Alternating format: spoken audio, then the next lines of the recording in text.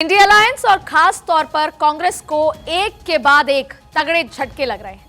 जैसे जैसे लोकसभा चुनाव पास आ रहे हैं वैसे वैसे पार्टी के नेता उनका साथ छोड़ते नजर आ रहे हैं। आए दिन कोई ना कोई कांग्रेस नेता पार्टी को टाटा बाय बाय कर रहा है और ये कह दें कि ग्रैंड ओल्ड पार्टी में भगदड़ जैसे हालात बचे हुए। एक वक्त था जब नेता कांग्रेस का हाथ थामना चाहते थे, लेकिन आज आलम अलग है। कांग्रेस के दिग्गज एक के बाद एक पार्टी को छोड़ रहे हैं और भगवामय होते नजर आ रहे हैं। नमस्कार, मैं हूं अदिति नागर और इस खास शो में आपको कांग्रेस और इंडिया गठबंधन के बिखराव के बारे में तफसील से बताऊंगी और यह भी बताऊंगी कि आखिर इस भगदड़ के पीछे की वजह क्या है। क्या बीजेपी में जाकर सब सनातनी हो रहे हैं या बीजेपी रूपी गंगा में डुबकी लगाकर अपने पाप धो रहे हैं। अब देखिए, कुछ दिन पहले महाराष्ट्र के कई नेता कांग्रेस से रुखसत हो गए और अब माघ महीने में कांग्रेस में मानो पतझड़ जैसा माहौल है। अटकलें लगाई जा रही हैं कि कांग्रेस के दिग्गज और मध्य प्रदेश के पूर्व मुख्यमंत्री समेत कई नेता कांग्रेस के जल्द ही भाजपा में शामिल हो सकते हैं, उसका दामन थाम सकते हैं। मध्य प्रदेश के पूर्व मुख्यमंत्री कमलनाथ और उनके सांसद बेटे नकुल नाथ जल्द ही बीजेपी का दामन थाम सकते हैं। पिछले दिनों ही ये अटकलें लगाई जा रही थी कि कमलनाथ कांग्रेस आलाकमान से बेहद नाराज चल रहे हैं और आज कमलनाथ अचानक दिल्ली पहुंचते हैं। सूत्रों के मुताबिक कमलनाथ को अपने पुत्र नकुल नाथ के राजनीतिक भविष्य की चिंता हो रही है। और देखिए, 2019 के लोकसभा चुनाव में मध्य प्रदेश में कांग्रेस को महज एक सीट मिली थी और वो कमलनाथ के गढ़ छिंदवाड़ा की थी, जहां उनके बेटे नकुलनाथ ने कड़े संघर्ष के बाद जीत हासिल की थी। देखिए, छिंदवाड़ा में कमलनाथ या फिर नकुलनाथ की जीत का मार्जिन लगातार घट तो रहा था, लेकिन साथ ही बीजेपी ने छिंदवाड़ा को अपनी कमजोर लिस्ट में भी रखा हुआ था और पिछले 3 सालों में बीजेपी ने वहां बहुत मेहनत की।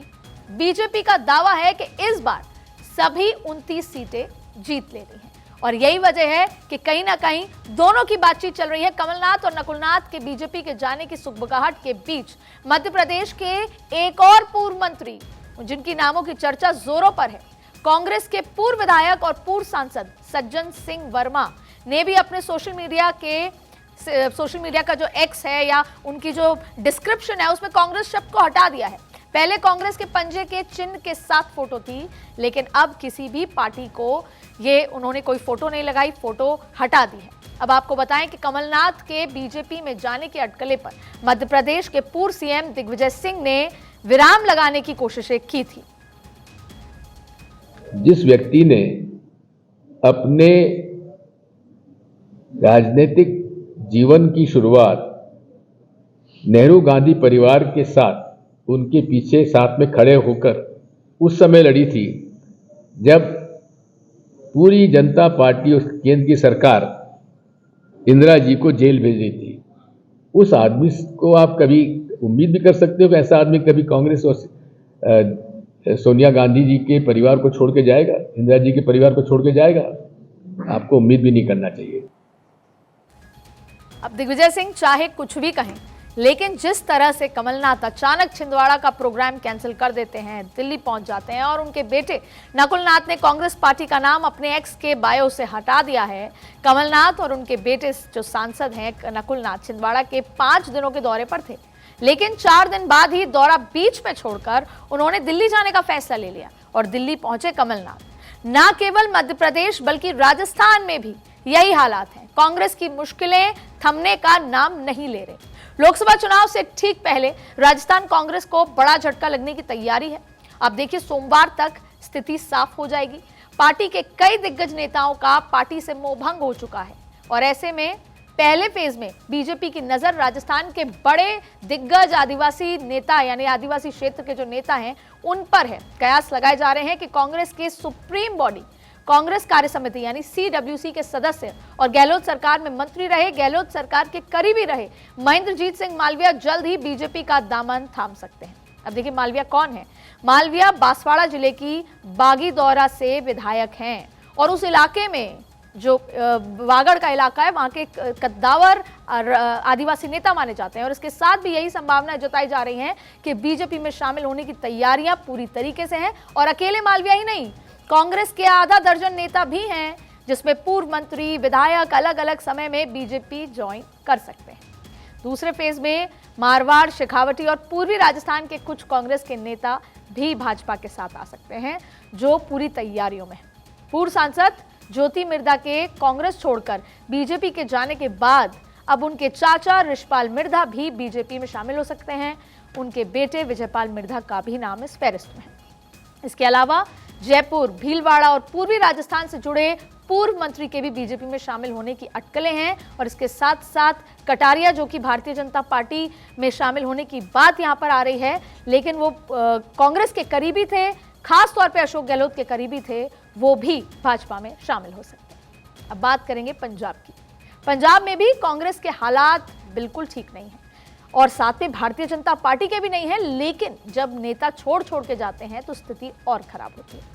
पूर्व क्रिकेटर और कांग्रेस नेता नवजोत सिंह सिद्धू, हालांकि इनका बैकग्राउंड ऐसा है कि कभी यहां और तो कभी वहां, लेकिन इस बार फिर ये बात नजर आ रही है कि नवजोत सिंह सिद्धू भारतीय जनता पार्टी में शामिल हो सकते हैं। वो हमेशा बगावती मूड में होते हैं और इस बार फिर वो भाजपा की टिकट से अमृतसर से चुनाव लड़ना चाहते हैं। पार्टी की बैठकों में लगातार वो दूर रहे और आपको याद होगा कि जब वो प्रदेश अध्यक्ष बनाए गए उसके बाद कांग्रेस की सरकार पंजाब में नहीं बनी और उसके बाद से ही खींचतान चरम पर थी। देखिए, कयास लगाए जा रहे हैं कि नवजोत सिंह सिद्धू पार्टी को छोड़कर फिर बीजेपी के साथ कमबैक कर सकते हैं, क्योंकि नवजोत सिंह सिद्धू जेल में अपनी सजा पूरी करके लौटने के बाद से लगातार बगावती मूड में नजर आ रहे हैं। अब बात महाराष्ट्र की, जो सबसे महत्वपूर्ण जगह है।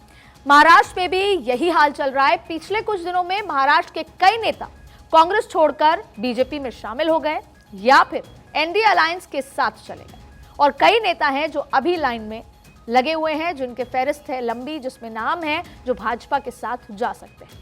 बताया जा रहा है कि इसमें से एक राहुल गांधी के बेहद करीबी हैं।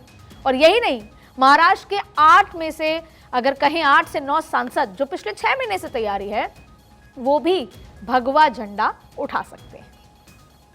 और देखिए, महाराष्ट्र के पूर्व मुख्यमंत्री और कांग्रेस के दिग्गज नेता अशोक चौहान तो पहले ही भाजपा का दामन थाम चुके हैं।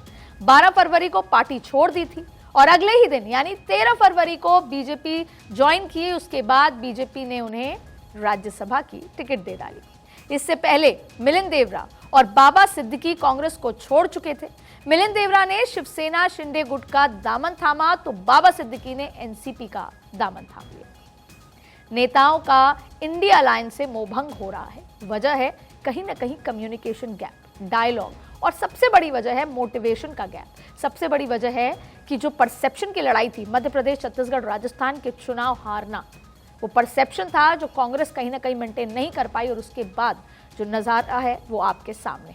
इंडी गठबंधन बनाने में जेडीयू के नीतीश कुमार, जो धुरी माने जाते थे, अहम रोल था, लेकिन अब वो अलायंस छोड़ चुके हैं, इंडिया अलायंस, और अब भारतीय जनता पार्टी के साथ हैं और सरकार भी उनके साथ बना ली। नीतीश कुमार इंडिया अलायंस को छोड़कर एक बार फिर से एनडीए के साथ हो गए हैं। बिहार में फिर से बीजेपी के साथ मिलकर शासन चला रहे हैं। नीतीश कुमार ने खुद कहा था कि इंडिया अलायंस में उनको तवज्जो नहीं दी जा रही है। कहीं ना कहीं ममता बनर्जी से भी वो नाराज नजर आ रहे थे। हमको कितना कोशिश कर रहे थे, एक काम करवे नहीं किया, एक काम नहीं कर रहा था। आज तक तय किया है कि कौन पार्टी कितना लड़ेगी, कुछ नहीं। हम तो फिर छोड़ दिए कि भाई छोड़ो भाई, और छोड़ करके हम अपना आ गए।